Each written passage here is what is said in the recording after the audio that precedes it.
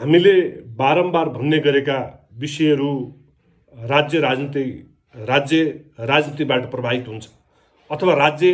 राजनीतिबाट रूपान्तरित हुन्छ, राज्य राजनीतिबाट विकसित हुन्छ र राजनीतिबाट परिवर्तन हुन्छ भन्ने जुन अपेक्षा राखिएको छ, यस कन्टेस्टमा हामीले के हेर्न जरुरी छ भने संसारका कुन व्यक्तिहरू कुन प्रकृतिबाट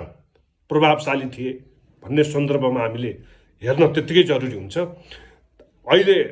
आजको सन्दर्भमा हामीले हिजो गौतम बुद्ध, के अरे तपाईँको मोहम्मद, तपाईँले क्रिस्टलाई चाहिँ के अरे तपाईँले अलि पर राखेर हेऱ्यौँ भने आज 21औं शताब्दीको दूरबीनबाट यो पछाडिको इतिहासलाई एकचोटि मूल्याङ्कन गर्यौँ भने संसारमा प्रभावशाली व्यक्तिका रूपमा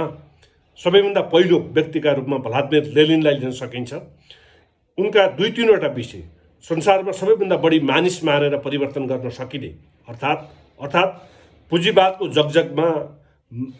कार्ल मार्क्स र एङ्गेल्सले स्थापना गरेको वैज्ञानिक समाजवादको प्रयोगात्मक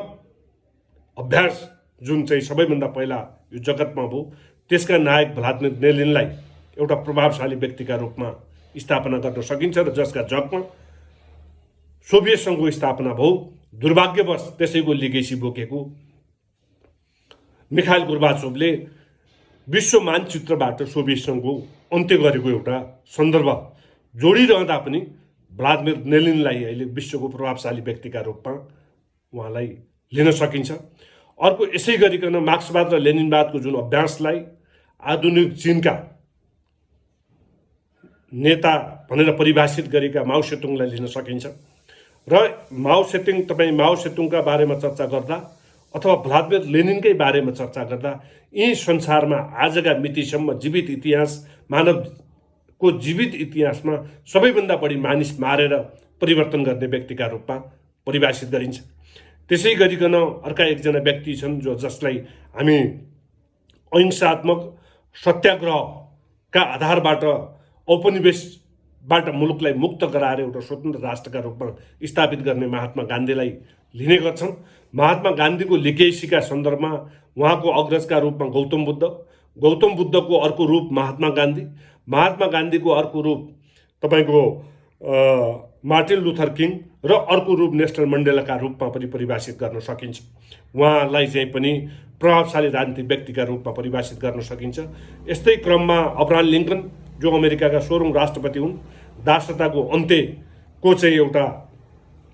प्रारम्भ गरेको र लोकतान्त्रिक शासक संसारको एउटा उदाहरणीय शासकका रूपमा लिन सकिन्छ र उहाँकै पालाबाट चाहिँ अमेरिकामा पोलिटिकल पार्टीको एउटा कुनै राजनीतिक दलको चाहिँ अहिलेका 2वटा राजनीतिक दलहरूको चाहिँ के अरे पार्टीबाट प्रतिनिधित्व भएर राष्ट्रपति हुने प्रक्रियाको आरम्भ भएको मान्ने पनि प्रचलन रहेको छ। यसै गरी दोस्रो विश्वयुद्धको सन्दर्भमा हामीले चर्चा गऱ्यौँ भने सायद वेस्टन चर्चिल बेलायतको प्रधानमन्त्री नभएको भए अहिलेको विश्वको ओल्ड अर्डर यो प्रकृतिको हुने थिएन भन्ने मत पनि यो जगतमा छ। त्यसकारणले संसदीय व्यवस्था मान्ने देशहरूका निमित्त वेस्टन चर्चिल एउटा संसारका एउटा प्रभावशाली व्यक्तिका रूपमा परिभाषित गर्न सकिन्छ र रङ्गभेद, दासत्व, अन्याय, असामाजिकताका विरुद्धमा आफूलाई प्रतिस्थापित गरेर लामो समय जेल जीवन बिताएका नेल्सन मण्डेलालाई पनि 21औं शताब्दीको आँखाबाट हेर्दा इतिहासका यी प्रभावशाली व्यक्तिहरूमध्ये Vladimir Lenin, Mao Tse-tung, Mahatma Gandhi, Abraham Lincoln, Winston Churchill र नेल्सन मण्डेलाको चाहिँ जीवनी हेर्न उपयुक्त हुन्छ भन्ने मलाई लाग्दछ।